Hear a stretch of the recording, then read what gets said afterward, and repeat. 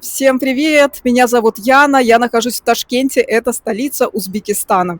В этом видео я хочу рассказать, что необходимо знать туристам, которые планируют поездку в Узбекистан в летнее время. Я расскажу, какие необходимы документы для поездки в Узбекистан, нужна ли медицинская страховка, насколько жарко вообще летом в Ташкенте, возможно ли здесь путешествовать в это время года, какую лучшую одежду выбрать для такого путешествия и самое интересное, какие блюда летние узбекские стоит попробовать. Перед своими поездками я стараюсь заранее продумать маршруты, что хочу посмотреть, заранее бронирую билеты, жилье и так далее. Но есть еще одна немаловажная вещь, которую я всегда предусматриваю заранее. Это медицинская страховка, потому что даже в самой безопасной стране, в самых вроде бы простых маршрутах может случиться что-то непредвиденное, потому что жизнь непредсказуема.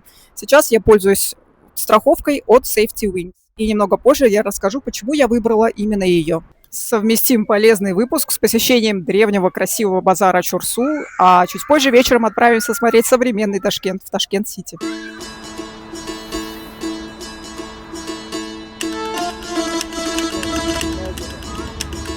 Долгое время Узбекистан считался закрытой для посещения страной, потому что для большинства иностранных граждан требовалась виза.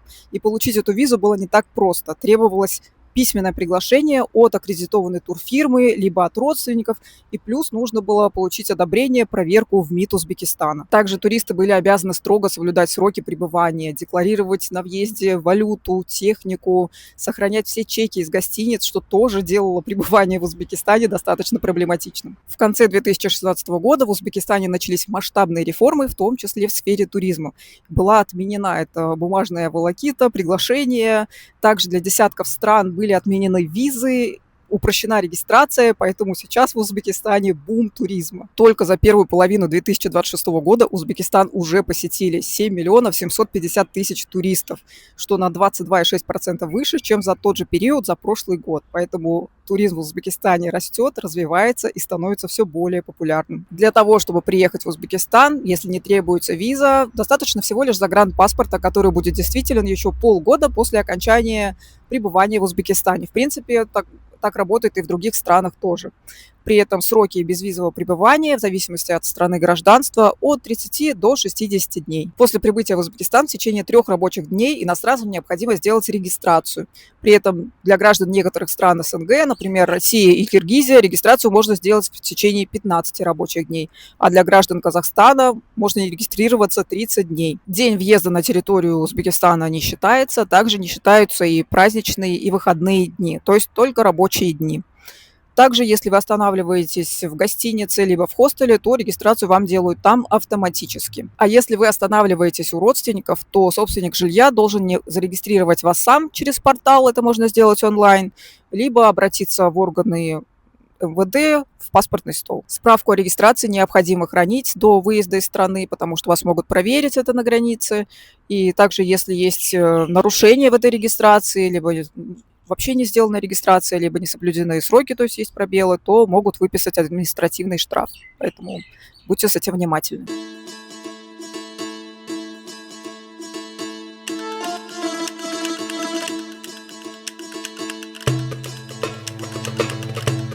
Нужна ли медицинская страховка для поездки в Узбекистан? Юридически, официально такая страховка не требуется, и на границе у вас страховой полис никто проверять не будет. Но все-таки было бы мудро оформить страховку по нескольким причинам. Медицинская помощь для иностранцев во многих странах платная, в том числе и в Узбекистане. Бесплатную помощь можно получить только в экстренных ситуациях, но когда состояние пациента стабилизируется, то все последующее лечение, нахождение в больнице, медикаменты, все это становится платным. И сумма при этом может быть внушительной. Когда путешествуешь, долго находишься в одном направлении, либо часто перемещаешься между странами, мне кажется, удобно иметь страховку, которая работает не только в одном путешествии. Я сейчас пользуюсь страховкой от Safety Wing, план Nomad Insurance Essential. Такой план мне обходится всего лишь $2 в день. В первую очередь, здесь есть медицинское покрытие, включая лечение и госпитализацию, диагностику, скорую помощь при госпитализации и последующее медицинское наблюдение. Общий лимит медицинского покрытия до $250 тысяч США. И есть еще эвакуация в более оснащенный госпиталь, если такая медицинская помощь действительно необходима, до $100 тысяч за весь период. Еще мне нравится, что предусмотрено покрытие некоторых типичных ситуаций в дороге, например, потеря зарегистрированного багажа. до $500 за предмет. Также эта страховка покрывает и другие непредвиденные ситуации. То есть для меня это не как подготовка к чему-то плохому, а скорее наоборот. Эта страховка снимает с меня лишний стресс, потому что я знаю, что некоторые непредвиденные расходы уже покрываются моей страховкой. Если вы планируете путешествие, можете посмотреть страховку от Safety Wing Nomad Insurance Essential. Сейчас я оставлю вам QR-код на экране, и также у меня есть свой персональный код, и ссылка будет в описании. Если вы оформите страховку по этой ссылке, то для вас цена останется такой же, но это отлично поддержит мой канал. Мой персональный код Яна10 дает полезный бонус. Бесплатная страховка на 8 недель от кражи электронных устройств, ноутбук, камера и так далее. Это невероятно популярный сервис среди путешественников. Чтобы получить бонус, зайдите на прекрасный сайт Safety Wing, найдите розовую камеру, нажмите на нее и введите промокод. Бонус ваш. Всем безопасных путешествий!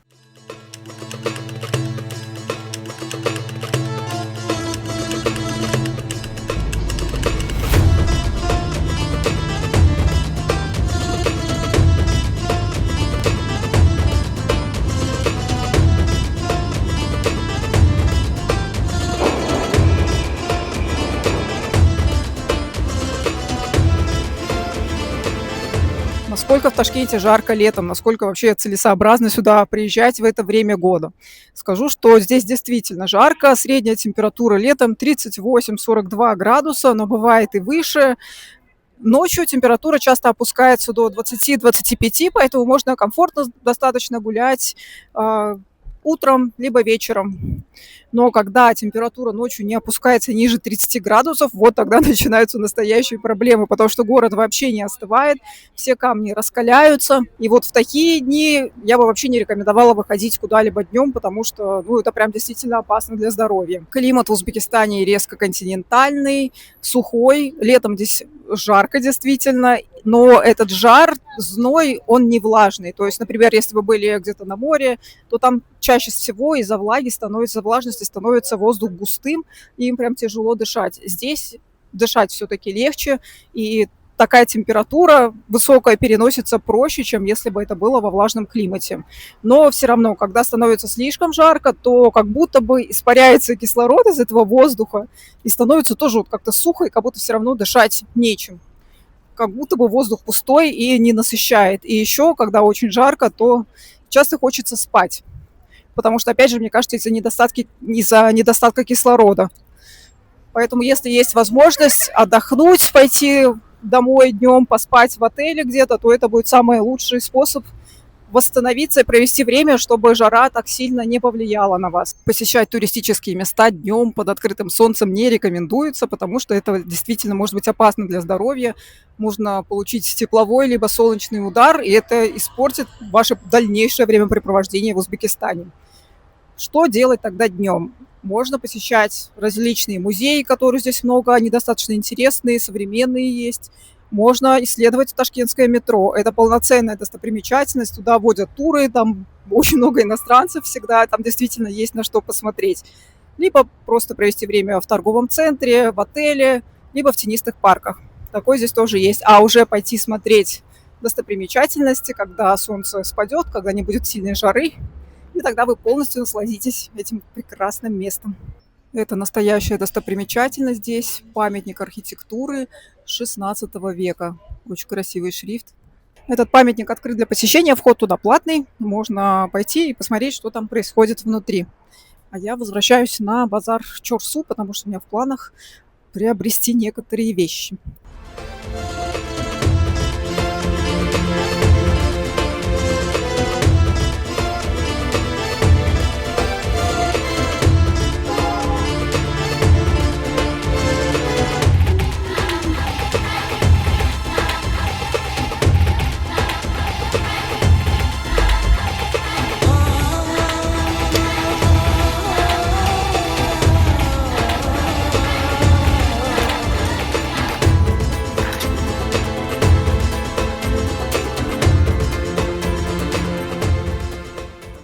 Сейчас я в поиске какого-то халата узбекского. Здесь их очень много продают, но, к сожалению, пока вижу только все не самого хорошего качества.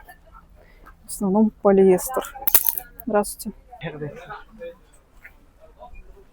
Пока из того, что я вижу на улице, это как будто бы самые бюджетные варианты. Я думаю, что если на фотосессию брать, просто сфотографироваться на один раз, то подойдет. Но если на длительный срок я бы хотела себе хорошую вещь купить, то, я думаю, нет. Не могу найти ничего хлопкового. Хотя в Узбекистане как раз-таки этот хлопок и выращивают. Какие шапки интересно встретились, как афганцы такие носят, похожие. Вот так оно и есть. Ничего себе.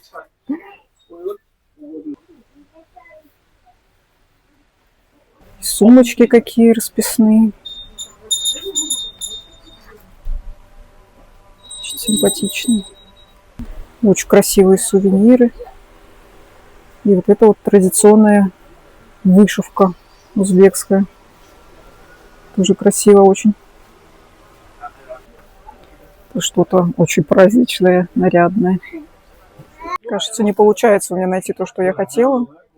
Есть только традиционный головной убор. Что ты перекрутила? Вот так. Не знаю.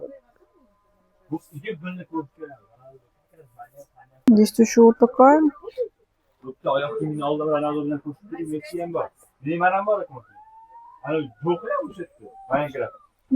Не знаю. Мне кажется, это не узбекское, это какое-то другое. Какая-то другая народность. Очень красивая посуда. Это для соли, перца. Это тоже, не знаю, там, может, для салфеток. Подсвечники. Пока не нашла то, что мне бы понравилось. Я ищу именно из натуральных тканей, и такого здесь оказывается не так много. Я думаю, что в каких-то более серьезных магазинах у меня получится что-то найти. Очень все яркое, разноцветное.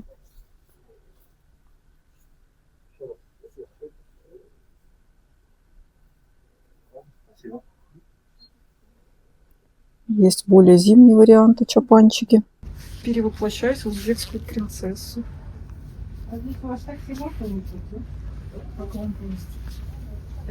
Мне очень нравится этот вариант. Есть еще один.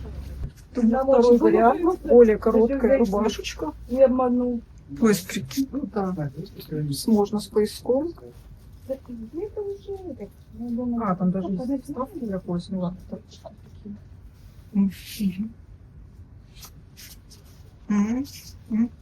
такой. Не знаю, какой выбрать.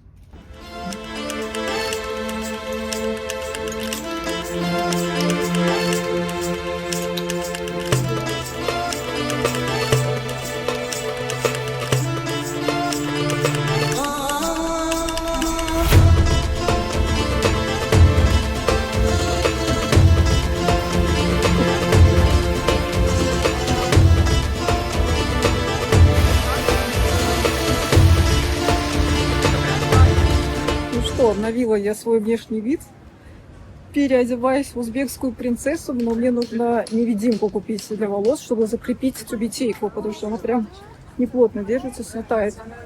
Мне кажется, вообще такая красивая национальная одежда в Узбекистане, что ее можно прям носить на повседневной основе. И, кстати говоря, в этой тюбетейке вместо мне тоже стало чуть прохладнее в голове.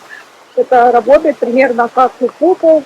Это восточные многие строения, они делаются с куполом не просто для красоты. Это помогает охлаждать воздух, то есть в зданиях с куполами намного прохладнее, чем в зданиях с плоской крышей. И я думаю, что тюбетейка работает по тому же принципу. Немножко в моей голове стало прохладнее, поэтому я думаю, что эта покупка прям очень полезна.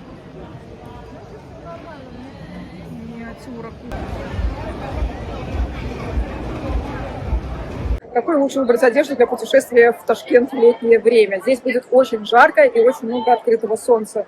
Погода здесь в основном всегда солнечная, с утра до вечера светит солнце, облачность, хоть какая-то тень здесь редкость. Поэтому, хотя кажется, что в жару лучше всего хочется как можно меньше одежды, чтобы было прохладнее, но на самом деле лучше закрываться. Лучше закрывать, носить более закрытую одежду из натуральных тканей, потому что когда есть прослойка между кожей и между этими палящими солнечными лучами, то становится намного прохладнее телу. И плюс еще это солнце настолько высушивает кожу, то есть она прям делает ее суше. Поэтому лучше, конечно же, носить более закрытую одежду из светлых тонов, потому что черные цвета притягивают солнечные лучи, становится жарко, а светлая одежда, наоборот, отталкивает. Вот, кстати, именно по этой причине часто в жарких странах можно встретить, что все машины в основном белого цвета, потому что черные жарче. Но сейчас уже становятся машины более современные, с более хорошими кондиционерами, и поэтому это уже правило не совсем комфортно. Но все же вот так. Натуральные ткани – хлопок, лен, бамбук – лучше подходят для жаркой погоды, потому что они лучше пропускают воздух, впитывают влагу и помогают коже дышать. Особенно, если одежда свободная и воздух спокойно вентилирует в ней. Многие синтетические ткани хуже отводят тепло и влагу, поэтому в жару они нагреваются, и в такой одежде может быть душнее, жарче и менее комфортно. Может создаться парниковый эффект, то есть вы словно в пакете. Но не весь полиэстер плох для жары. Спортивный и современный полиэстер специально делают легким, тонким и с хорошим отводом влаги. Такая одежда может быть комфортнее хлопковой при активных нагрузках. Какую лучше выбрать обувь для поездки? В любом путешествии, мне кажется, все равно приходится много ходить, как бы вы того хотели или не хотели, поэтому лучше всего взять какую-то удобную обувь, кроссовки на плоской подошве, чтобы было ходить комфортно. Но плюс еще из-за жары часто у многих, даже у кого обычно ноги не отекают, начинают отекать ноги. Поэтому помимо того, чтобы обувь должна быть комфортной, еще лучше ее выбрать более широкой, потому что вплоть до 1-1,5 сантиметров нога может становиться больше во время ходьбы и гуляния по жаре. Ну и, конечно же, тень здесь есть далеко не везде. Иногда приходится ходить прямо под палящим солнцем, поэтому нужно позаботиться и о головном уборе.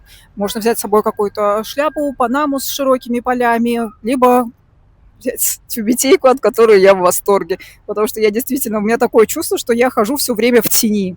Я не знаю, как это работают, эти древние технологии, но я прям рекомендую приобретению тюбетейку и путешествовать в ней по всему Узбекистану. Она крепится на невидимках, и вообще не будете знать бед. Но, конечно, она не защищает от солнца, поэтому все-таки нужно, конечно, пользоваться санскрином.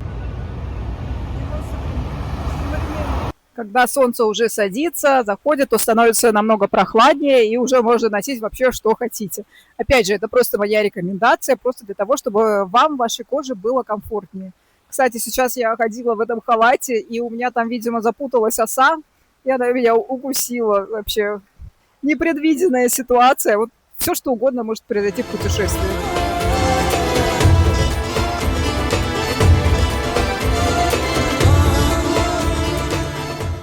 В этот день было настолько жарко, что меня начала подводить техника. У меня окончательно сломался микрофон.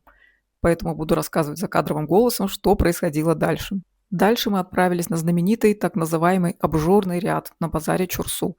Это место, где готовят национальные блюда. Раньше здесь обедали работники базара, его посетители, но теперь это место обязательно для посещения для всех туристов.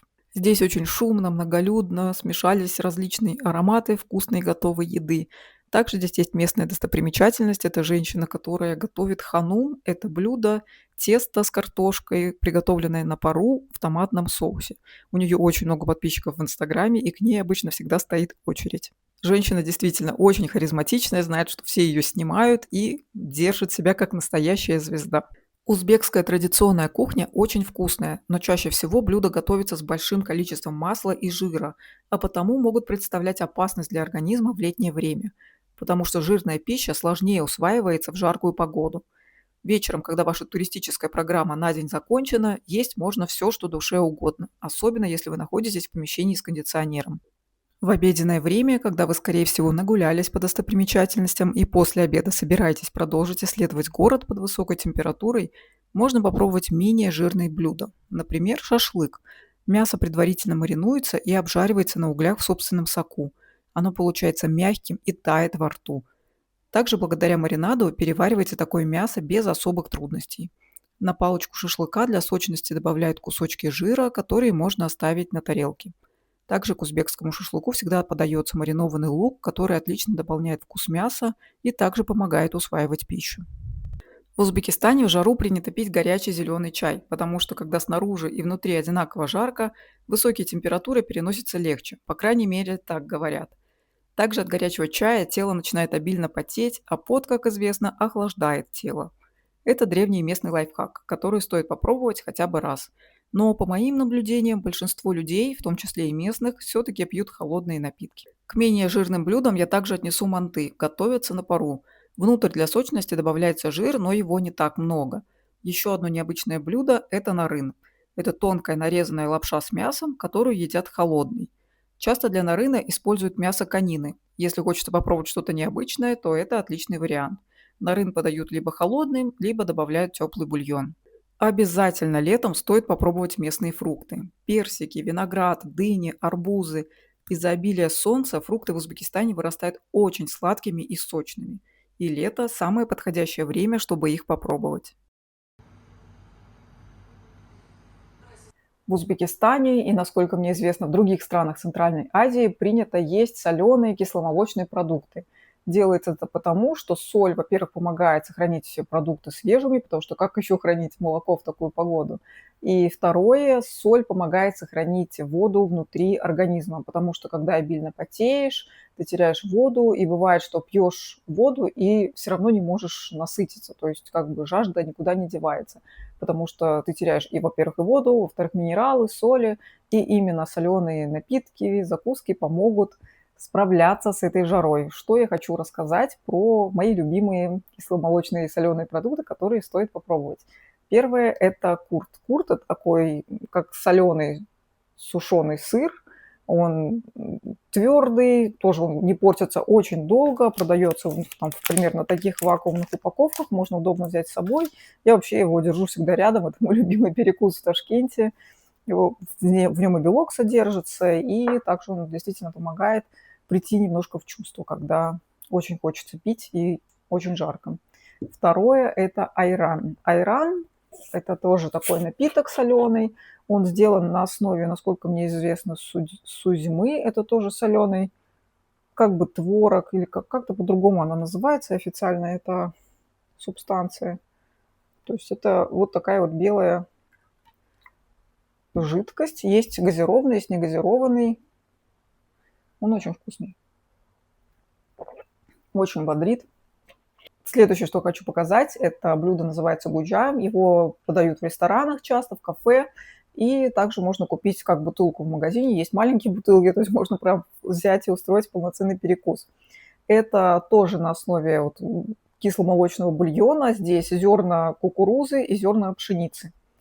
Можно... Сейчас покажу, как это выглядит. Вот так примерно это выглядит. У меня все зерна, к сожалению, большинство остались в бутылке. Надо было лучше взболтать и перемешать. Вот немного кукурузы и пшеницы. Сюда еще можно добавить сухарики. Сейчас я это сделаю. Обычные магазинные сухарики, и у вас будет уже полноценное что-то похожее на обед. Очень сытно. Также здесь есть базилик и иногда добавляют немного мяты. Если вы никогда не ели ничего подобного в своей жизни, я не уверена, что вы все это распробуете, вам все понравится с первого раза, но я думаю, что попробовать стоит, и действительно вы почувствуете на себе, что у вас будет повышенная выносливость, вам будет эта жара уже не так страшна. Хочу показать еще кое-что, что есть у моих родителей дома. Как думаете, что это такое? Это настолько боятся люди, что у них остынет чай, что они надевают на горячий чайник еще колпак, чтобы чай всегда был горячий. Иначе это не чай.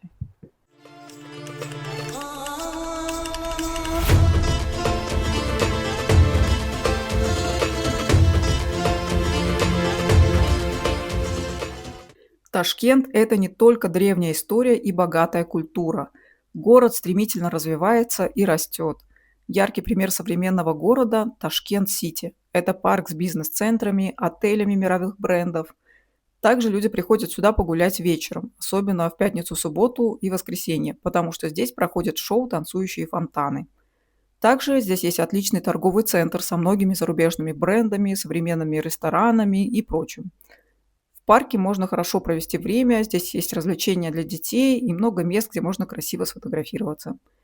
Я считаю, что Ташкент – это очень интересное направление для путешествий. А вам спасибо, что посмотрели это видео. Обязательно ставьте лайки и подписывайтесь на канал.